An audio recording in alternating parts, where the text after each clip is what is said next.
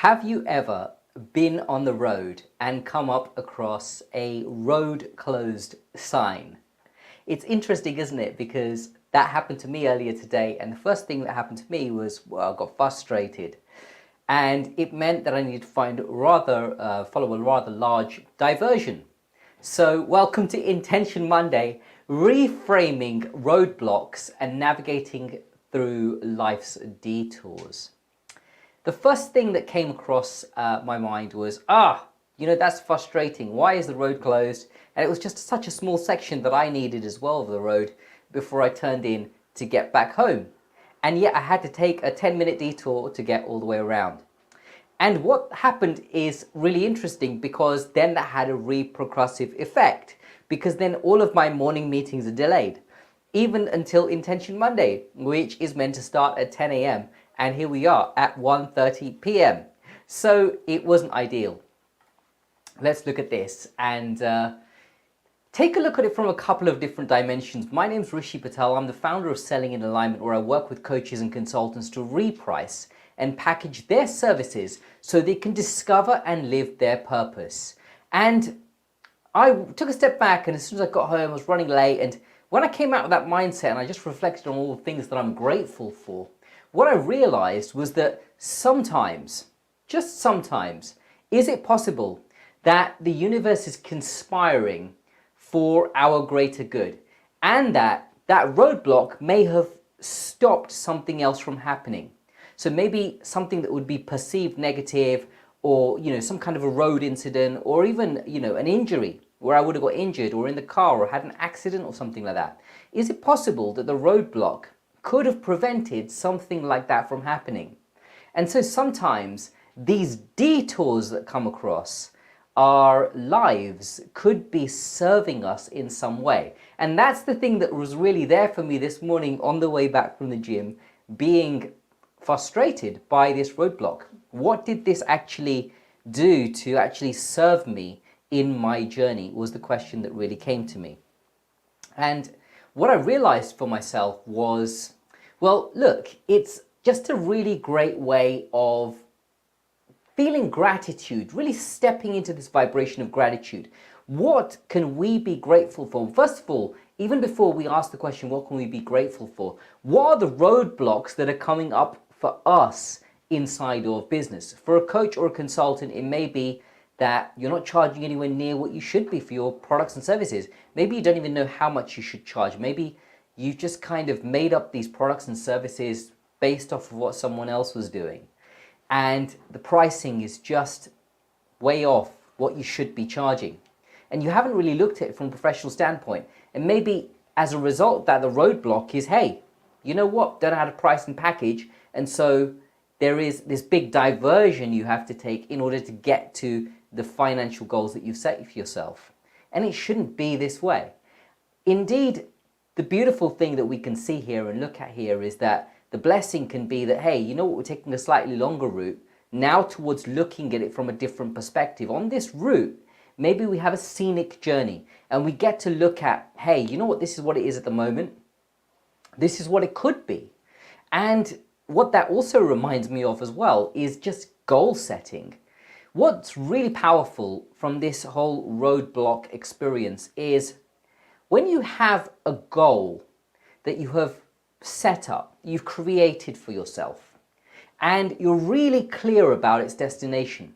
A lot of people that I speak to, especially coaches and consultants, they're not really clear about the destination that they'd like to get to, even if it's for a calendar year or for the next, especially for the next 5 years or 10 years. What's the real goal of the business?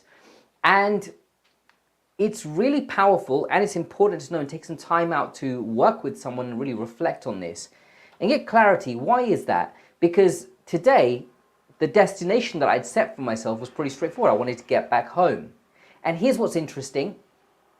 Because I knew where I was and I knew where I wanted to get to, it was easy for the satellite navigation in the car to understand, hey, this is the new route that we need to now remap.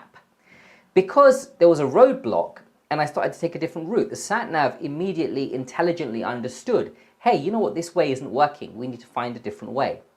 But the only way that it was actually able to do that was because it knew where I was and where I wanted to get to. See, these 2 points, I call this the A to B roadmap, where you are from relation to where you want to be, right? BE. So from where you are to where you want to be, these 2 points need to be really clear. And we can apply this to our coaching business as well. Where are you now in terms of your 2023 goals, and where do you want to be by the end of December? Where do you want to be in 2024? All of these are really pertinent questions for us to ask ourselves as business owners, not just as coaches and consultants. Because remember, the coaching and the consulting is just one hat that you wear.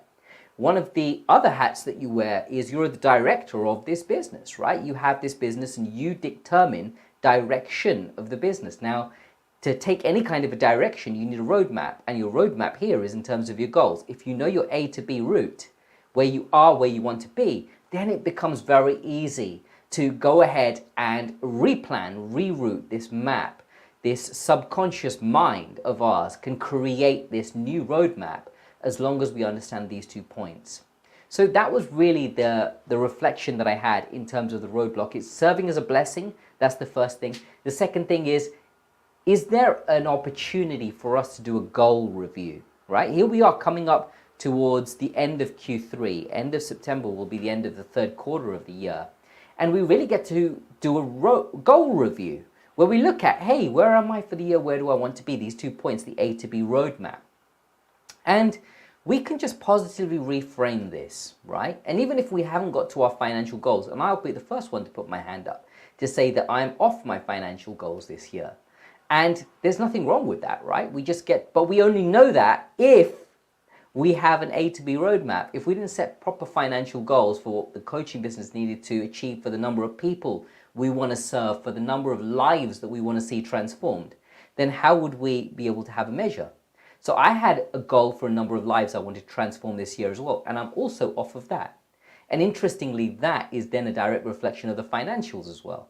So we get to look at all of this, and it's a beautiful journey. There's no judgment here around, hey, you know what, beating myself up, why didn't I do this? It could have been different, I should have closed those sales, whatever it is. It's just what it is at this point. But again, let's reframe it as a blessing around, hey, now I have an awareness. What do I now need to do? And that's the key here that I want to really drive home for the week is let's bring an awareness and let's reframe some of what's happening as a positive, right? So what's a positive? What's a positive way of reframing me not serving the number of lives I wanted to this year so far? Well, a positive way of reframing that is, hey, you know what? The lives I did serve this year, they're thriving. Those coaches and consultants are making really good money.